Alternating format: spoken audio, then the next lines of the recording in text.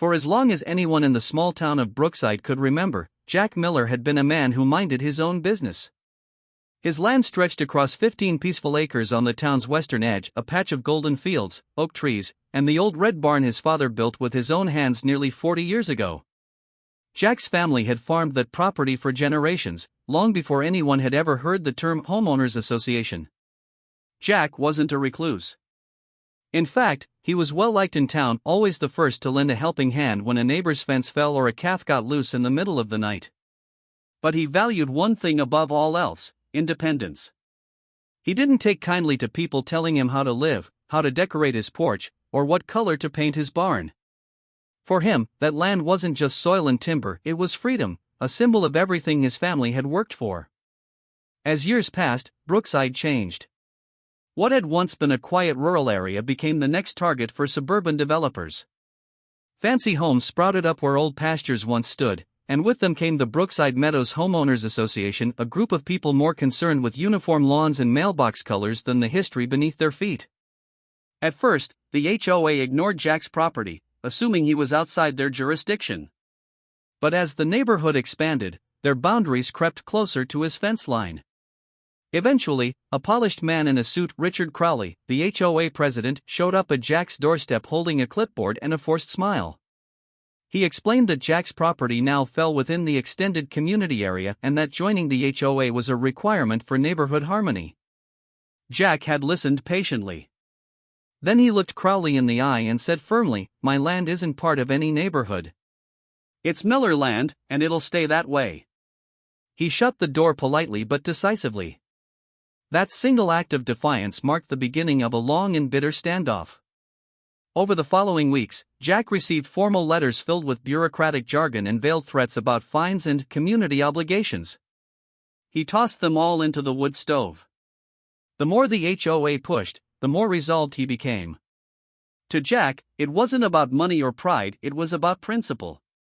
He believed in living freely, without being bound by the petty rules of people who measured worth by curb appeal.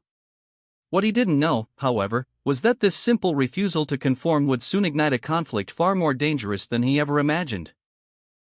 In the weeks that followed Jack's refusal, tension began to simmer quietly under the calm surface of Brookside. What started as a polite disagreement soon turned into something darker, a silent battle between one man's independence and an association's thirst for control.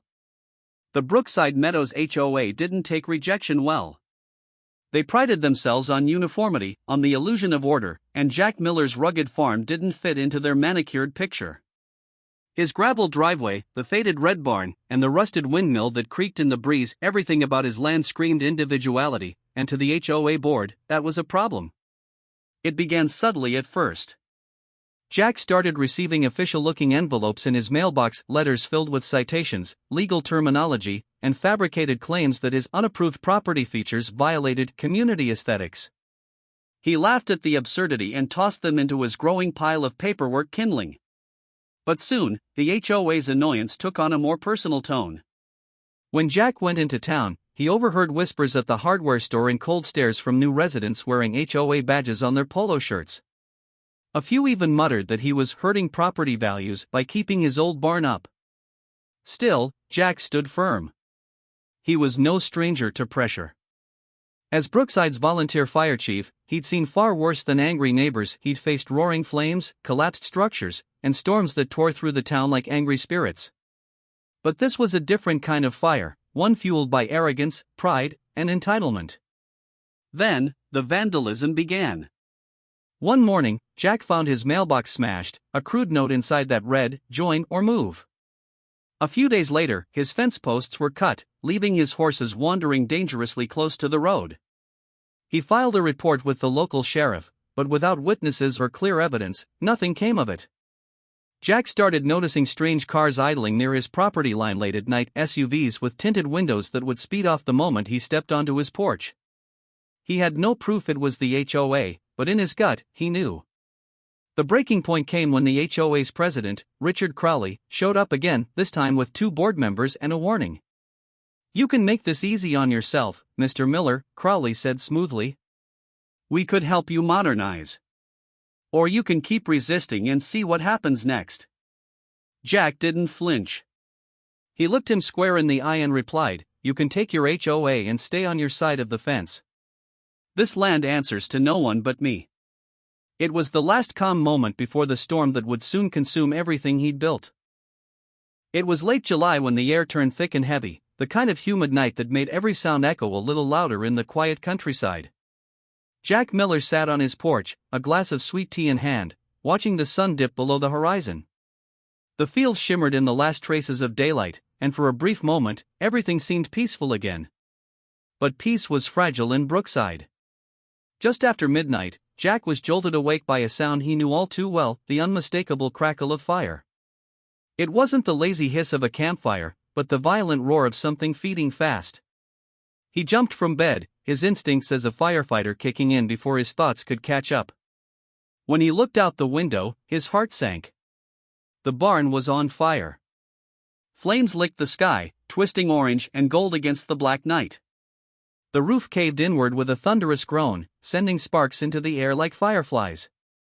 Jack grabbed his boots, raced outside, and dialed the emergency line on his radio. "This is Chief Miller, structure fire, Miller property, requesting full response," he barked, his voice calm but urgent. Within minutes, the familiar wail of sirens pierced the night as the Brookside Volunteer Fire Department, his own crew, came roaring down the dirt road. Jack met them halfway, already pulling hoses from the truck. His men looked at him with wide eyes, most had no idea it was his property burning. "Keep the north side wet. We can't save the barn, but we can stop it from spreading to the house," he shouted, taking command like it was any other emergency. But it wasn't. This was his life burning before his eyes, the barn that held his father's old tools, feed for the horses, and memories from generations past. For over an hour, they fought the blaze, the smell of charred wood and smoke filling the air. When the last flame finally died, all that remained was a blackened skeleton of timber and ash. Then came the detail that chilled Jack more than the fire itself. A neighbor's security camera, positioned across the road, had caught something strange, a dark SUV speeding away from his property just minutes before the flames erupted. Jack didn't say a word. He simply stared at the smoldering ruins, jaw tight, eyes reflecting the dying embers. Deep down, he already knew this wasn't an accident. Someone had lit that fire, and he had a good idea who. The morning after the fire, the Miller property was crowded with investigators, fire marshals, and curious neighbors standing just beyond the fence line. The smell of wet ash still clung to the air, mingling with the faint odor of burned hay. Jack Miller stood silently beside what was left of his barn, his hands folded across his chest, his face unreadable. He'd been through countless investigations as fire chief, but never one like this, never one where he was both the victim and the commander.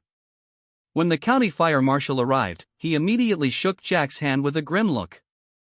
"Jack, I'm sorry about this," he said quietly. "But I have to ask, do you think it was deliberate?"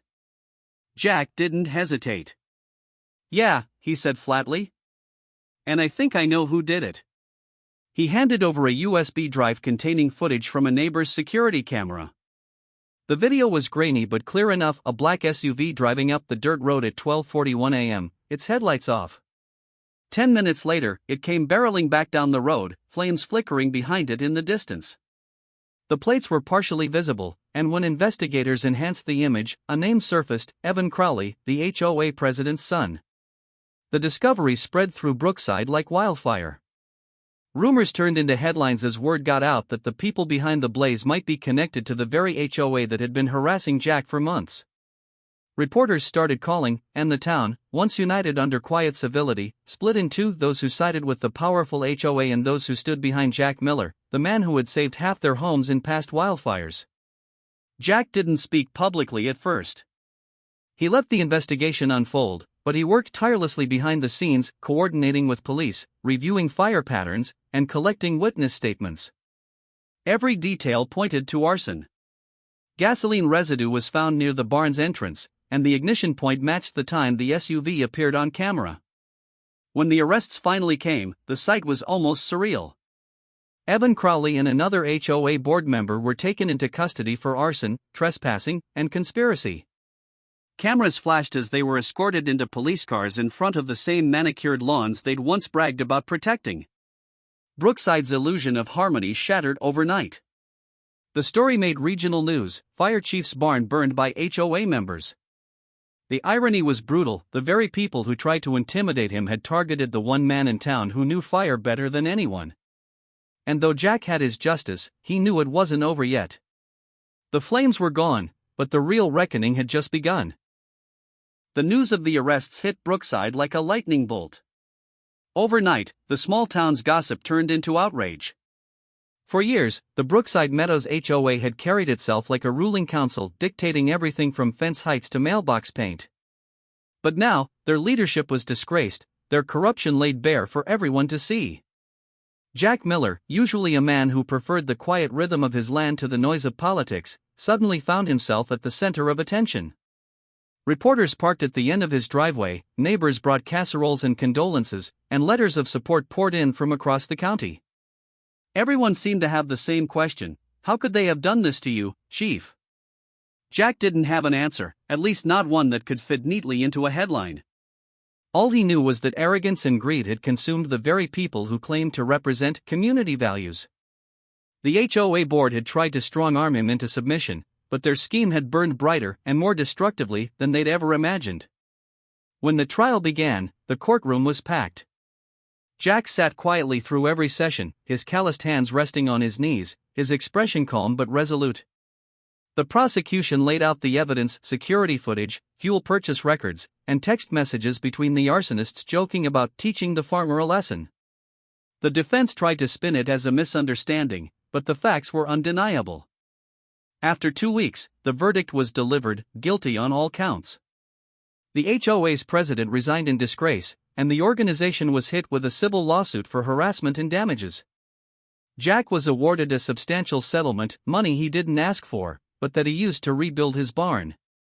Only this time, he built it stronger: steel frame, fireproof siding, and a new plaque above the entrance that read, "Rising from Ashes, 2024. The town rallied around him. His fellow firefighters volunteered their weekends to help pour concrete and raise beams. Local businesses donated materials. What had once been an act of destruction had become a symbol of resilience and unity. When the barn was finished, Jack hosted a small gathering. The smell of barbecue filled the air, laughter echoed through the fields, and the sunset painted the rebuilt barn gold. As people toasted to his perseverance, Jack smiled quietly and looked out across his land. At the edge of his property stood a new wooden sign, freshly painted, sturdy, and simple. It read, "Independent land, protected by the fire chief." The message was clear, both a warning and a declaration. No association, no committee, no threat could ever take away what Jack Miller stood for: freedom, courage, and the will to stand his ground.